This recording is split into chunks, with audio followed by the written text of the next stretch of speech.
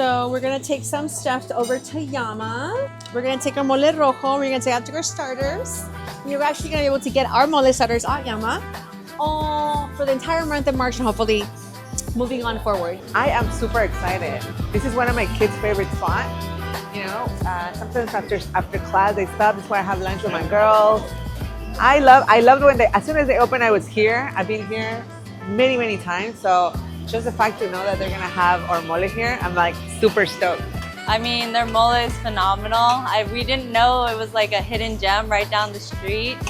Now we gotta try it. Yay! All right, guys. Here. Okay, we're eating. Your fork.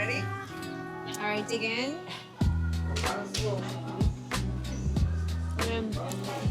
I'm excited to eat that rice with the mole. I'm found it at Yama. Katsu chicken bowl. I really like that.